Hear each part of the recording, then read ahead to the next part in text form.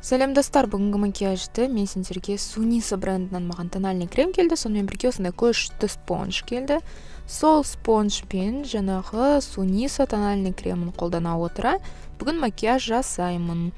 Қараңдар, міне оның өте әдемі қорабы бар. Сол қорабына осылай тональный кремді кушон сияқты осылай бастандар, міне осындай сурет шығады әдемі спонжикта. Және спонжиктың бір ұнағаны өте біркелкі, жұмсақ және әдемі қылып тональный кремді жағады.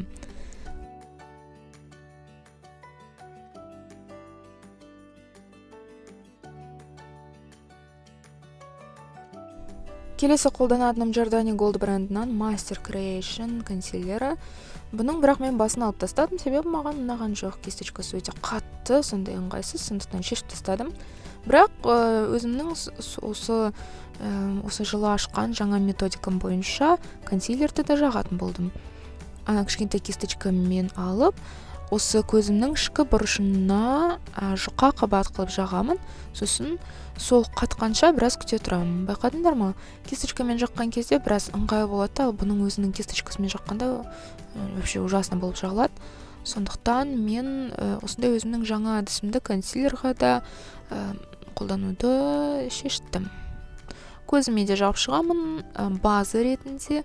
Қазір кейін тенеді жаққан кезде, сонда олар өте біркелкі, әдемі және тұрақты болып есептеледі. Келесі менің сүйікті стайлерім, яғни контуринг. Бұның түсі өте күшті, жақсы келеді, яғни табиғи, осындай табиғи күңгірттердің түсіне жақсы келеді. Мынандай үш деген, Z деген әріпті сыза отыра, осындай жерлерге сызып шығамын бәрін.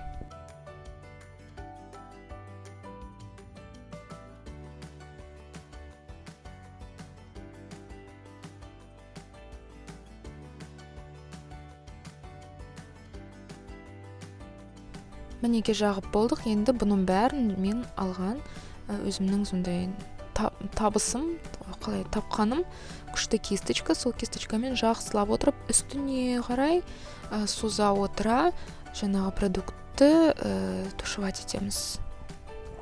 Міне көрдіңдер ма? Күлеміз, сосын күлген кезде тағы да егер жетіспейтін болса, түс тағы да қосып жүруге болады. Oriflame продукциясының сонысын жақсы көремін, себебі яғни кремовый вообще продукциясын бірнеше қабат қылып жаға беруге болады. Енді румяна ретінде мен помаданы қолданамын. Бұл помада Jordani Gold маған сыйлыққа келген. Бұның түсі сондай винный, қызыл түс. Сондықтан мен де бұны жаңа өзімнің әдісім бойынша бір тамшысын алып, оны жайып, сосын бетіме румяна ретінде қолданамын.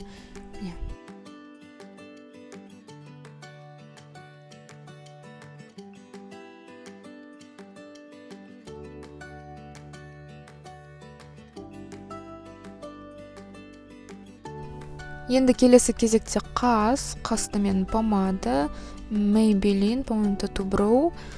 Сол помадкамен әдемілеп қасымды саламын. Ол үшін кисточкамен помадаға кіргізіп продукты аламын. Сосын тағы да қолыма жағамын. Артығын алып тастау үшін біздің кисточка өте жұқа болу керек. Сосын әрдайым осы қолымнан уже түсті ала отыра, соның арқасында әдемі болып шығады.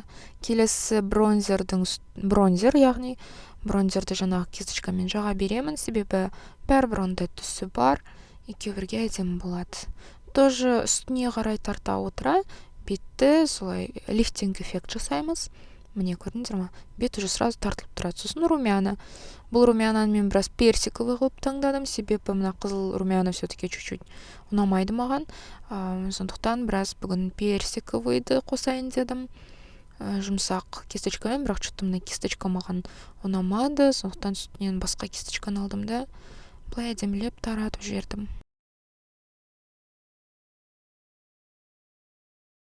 Және бүгін, как всегда, қолданатыным NYX палеткасы. Бұл палетка маған өте ұнайды.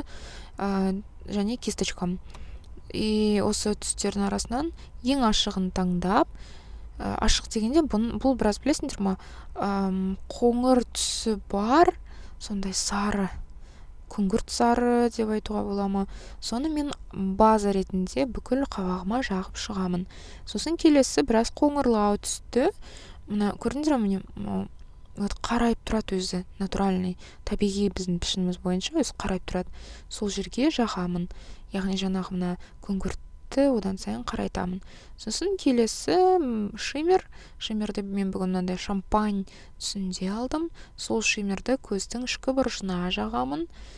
Сол кезде жалпы қазақ макияжында әдемі көрінеді екен, сондықтан осылай жағып қоямын.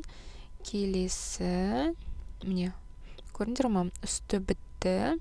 Бүгін жеңіл үсті болады. Және мен сендерге қазір лайфхак көрсетемін. Осындай кішкентай кисточкамен қара тенеді аласыңдар да, сосын ішкі карандаштың орнына осы тенеді, яғни жағып шығасыңдар. Негізі карандаш жағу үстінен тене жағуға да болады, бірақ маған осылай тек тенеді жасаған ұнайды. Сосын келесі бүгін жұлдыз, біздің эфирдің жұлдызы жасыл карандаш. Жасыл карандашты мен бүгін астына жағамын деп шештім. Жағамын, сосын былай өстіп тушевать етем. Сосын қазіргі мода ретінде ана астыңғы стрелка дейді ғой, соны саламын дұрыстап. И үстінен жаңағы тенемен нақтылап, толықтап шығамын. Және бүгін мен жапсырма кірпіктерді қолданамын. Қараңдар қаншама түрлерін мен сатып алдым. И бүгін осы түсін таңдаймын. Как всегда екіге бөлемін. Оның алдында кірпігімді дабл эффект тушымен бояймын. Бұл тушпен негізі кәдімгі күнге жай бояп қойсам тоже әдемі көрінеді. Сосын үстіне кірпіктерді жапсырамын. Міне осындай эффект болады. Әрине бұл кірпіктерді жапсыру өте қиын, бірақ опыт болады, пока ничего страшного. Сосын бальзам. Бұл бальзамның күшті оттенігі бар, соны жаға саламын. Болды міне. Осындай макияж бізде шықты. Барлықтарыңа, назарларыңызға рахмет. Лайк басып, каналыма жазылуды ұмытпаңдар. Сау болыңдар.